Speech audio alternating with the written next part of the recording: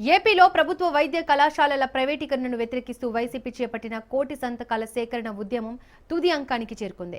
ఈ ఉద్యమంలో భాగంగా సేకరించిన కోటికి పైగా సంతకాల పత్రాలను గవర్నర్కు సమర్పించేందుకు రాష్ట్ర వ్యాప్తంగా జిల్లా కేంద్రాల్లో వైసీపీ భారీ ర్యాలీలు నిర్వహించింది. రాష్ట్రంలోని అన్ని జిల్లా కేంద్రాల్లో వైసీపీ నేతలు, కార్యకర్తలు పెద్ద ఎత్తున నిరసన ర్యాలీలు నిర్వహించారు. ఈ ర్యాలీల్లో మెడికల్ కాలేజీల ప్రైవేటీకరణకు వ్యతిరేకంగా కోటికి పైగా సేకరించిన సంతకాల పత్రాలను వైసీపీ శ్రేణులు ప్రదర్శించారు.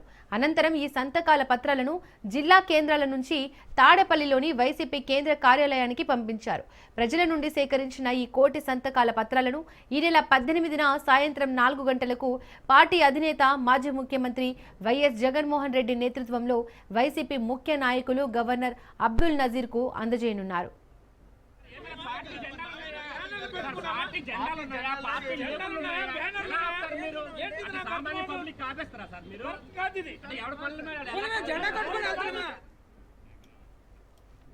గత వైసీపీ ప్రభుత్వం పేద విద్యార్థులకు ఉచిత వైద్య విద్య అందించాలనే సంకల్పంతో 17 కొత్త మెడికల్ కళాశాలల నిర్మాణానికి శ్రీకారం చుట్టిందని, ఇందులో 5 కళాశాలలు పూర్తి కావచ్చాయని వైసీపీ నేతలు చెబుతున్నారు.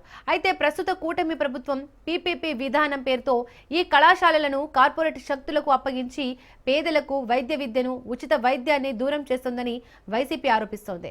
ఈ ప్రజా ఉద్యమానికి అనూహ్య స్పందన లభించిందని, ప్రజల మనోభావాలను గౌరవించి ప్రభుత్వం తక్షణమే ప్రైవేటీకరణ నిర్ణయాన్ని ఉపసంహరించుకోవాలని వైసీపీ నేతలు డిమాండ్ చేస్తున్నారు.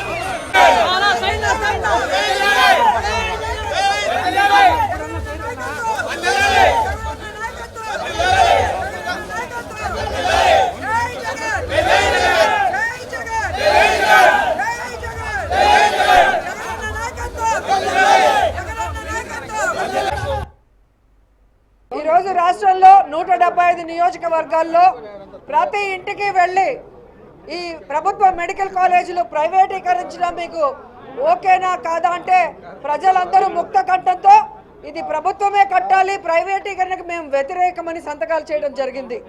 కోటి సంతకాల సేకరణ అని పేరుకు మాత్రమే కోటికి పైగా 1,35,00,000 సంతకాలని ఈరోజు మనం సేకరించగలిగామంటే ఈ ప్రభుత్వం మీద ప్రజలు ఎంత వ్యతిరేకంగా ఉన్నారు, ఈ ప్రభుత్వ మెడికల్ కాలేజీలని ప్రైవేటీకరించడాన్ని ప్రజలు ఎలా వ్యతిరేకిస్తున్నారో ఇప్పటికైనా కూటమి ప్రభుత్వం స్పష్టంగా తెలుసుకోవాలని కూడా ఈ సందర్భంగా తెలియజేసుకుంటున్నాం.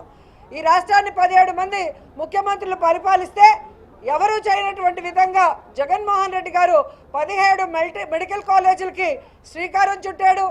పర్మిషన్స్ తెచ్చి వాటిని కన్స్ట్రక్ట్ చేయడం కూడా జరిగింది. 7 పూర్తి చేశాడు.